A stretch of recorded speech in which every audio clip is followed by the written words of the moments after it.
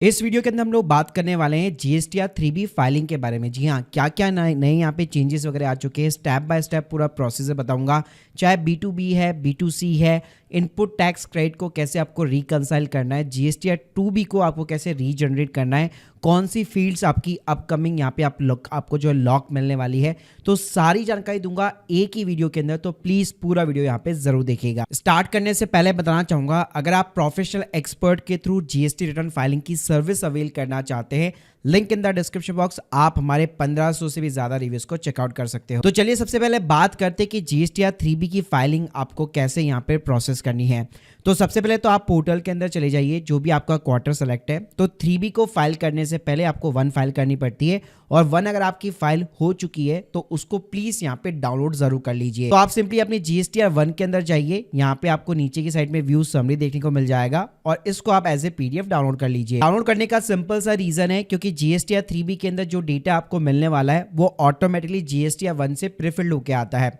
तो यहाँ पे सबसे पहले शुरुआत करते हैं, प्रिपेयर ऑनलाइन बटन पे मैं क्लिक करूंगा।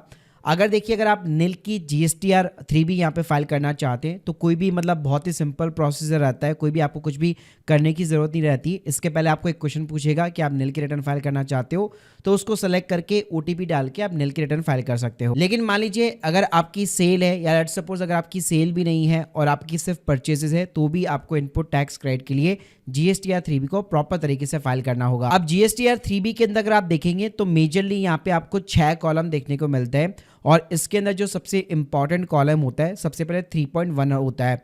तो आप जीएसटीआर 1 के अंदर जो भी अपनी B2B की जो सेल दिखाते हैं वो ऑटोमेटिकली यहाँ पे आपको प्रीफिल्ड देखने को मिलने वाली है। जैसे फॉर एन एग्जांपल, अगर आप 3.1 के अंदर जाएंगे तो यहाँ पे पहले से ही आपको डेटा प्रीफिल्ड देखने को मिलने वाला है। जैसे आपकी जो भी आउटवर्ड जो टैक्सेबल आपकी जो भी सप्लाई है उसके ऊपर जो भी जीएसटी वगैरह बन रहा है, प्लस इसको अगर आप यहाँ पे क्रॉस चेक भी करना चाहते हैं तो आपने जो जीएसटीआर 1 डाउनलोड की है उसको पीडीएफ आप ओपन कर लीजिए, और उसके अंदर अगर आप फिगर्स देखेंगे तो डिट्टो यहाँ पे ये मैच होंगे, क्योंकि जीएसटीआर 1 से पूरा डेटा आपको प्रीफिल्ड देखने को मिलेगा। तो गाइस, जितनी भी आपकी टोटल टैक्सेबल सप्लाई है वो यहाँ पे आपको देखने को मिल जाएगी। आपको कुछ भी यहाँ पे छेड़छाड़ करने की जरूरत नहीं है, और हो सकता है अपकमिंग मंथ्स के अंदर, अभी राइट नाउ ये चीजें एडिटेबल है, लेकिन ये सारी फील्ड्स यहाँ पे लॉक हो जाएगी, यानी कोई भी डेटा आप एडिट नहीं कर पाएंगे।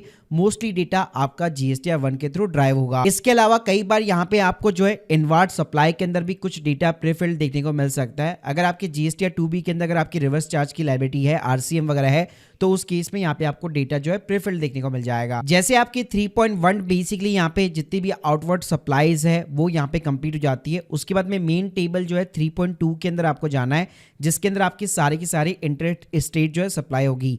वैसे इस फील्ड को भी यहाँ पे गवर्नमेंट ने लॉक कर दिया था, लेकिन वापस अपने डिसीजन को अभी भी ये अनलॉक है, लेकिन हो सकता है अपकमिंग मंथ्स के अंदर अगर आप देखेंगे तो ये सारी फील्ड्स यहाँ पे आपको लॉक देखने को मिलने वाली है। तो यहाँ पे आपकी जितनी भी B2C की सप्लाई होती है, जो जीएसटीआर 1 के अंदर आप ऑलरेडी स्टेट वाइज यहाँ पे दिखाते हैं, तो ऑटोमेटिकली वो भी डेटा पूरा प्रीफिल्ड जो है यहाँ पे आपको देखने को मिलेगा। मेरे केस में ऐसा कुछ भी नहीं है, इसलिए ये आपको 0 बता रहा है। लेकिन अगर आपने B2C दिखा रखा है अपने जीएसटीआर 1 के अंदर स्टेट वाइज, तो यहाँ पे आपको state wise total taxable value और जितना भी टैक्स का अमाउंट है वो देखने को मिल जाएगा। उसके बाद में मेन हमारा कॉलम होता है 4th नंबर का, जो होता है एलिजिबल आईटीसी का, यानी जो भी आपकी परचेजेस है पूरे उस क्वार्टर के अंदर, उस मंथ के अंदर, तो उसके अगेंस्ट में जो आपको इनपुट टैक्स क्रेडिट मिला है वो 4th नंबर वाले कॉलम में आपको देखने को मिलता है।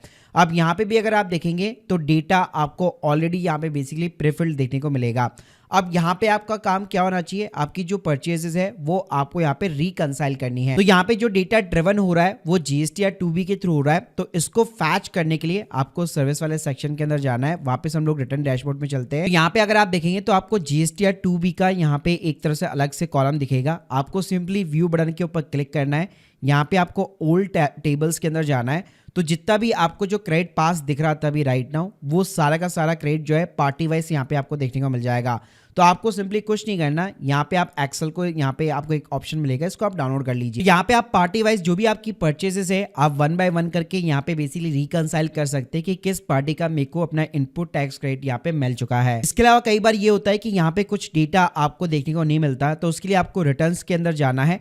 यहाँ पे अगर आप देखेंगे लास्ट में आपको इनवॉइस मैनेजमेंट डैशबोर्ड IMS देखने को मिलता है। तो सिंपली आपको यहाँ पे व्यू बटन के ऊपर क्लिक करना है, और आपके जितने भी B2B जो इनवॉइसेस होंगे जो आपको जीएसटीआर 2B के अंदर भी दिख रहे थे, वो सारे इनवॉइसेस यहाँ पे आपको देखने को मिल जाते।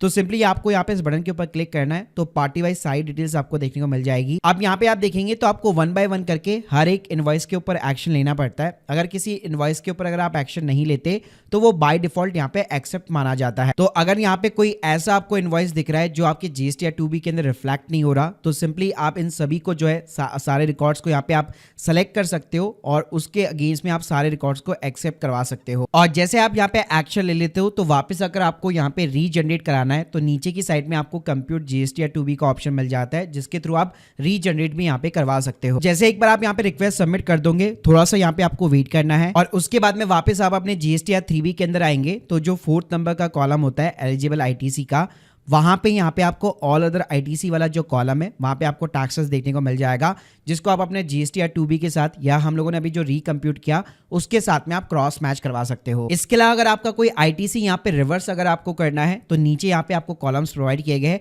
लेकिन जनरली ये चीजें भी जो है आपको अगर आप फ्यूचर में देखोगे आईटीसी को चेंज वगैरह करना राइट नाउ एडिटेबल है, लेकिन फ्यूचर में ये फील्ड भी यहाँ पे लॉक हो जाने वाली है। तो हम लोगों ने अपनी सेल को यहाँ पे कंफर्म कर लिया, B2B की सेल, B2C की सेल और उसके साथ में परचेज यानी कि इनपुट टैक्स क्रेडिट को भी कंफर्म कर लिया।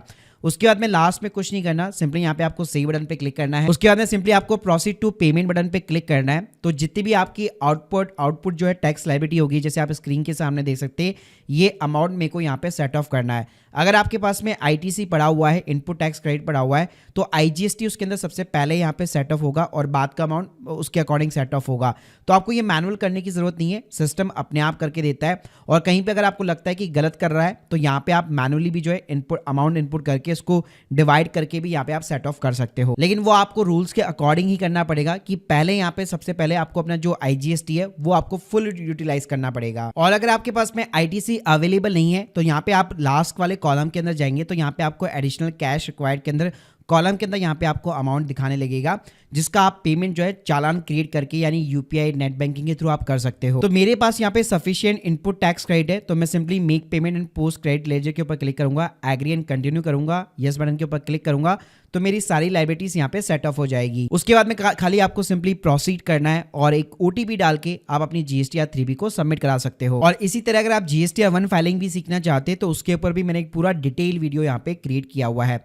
So guys, hope you like this video, please subscribe channel. अगर आप लोग की कोई भी डाउट है कमेंट बॉक्स में जरूर बताइए, प्लस अगर आप सर्विस अवेल करना चाहते link in the description box. Thank you guys, thank you very much.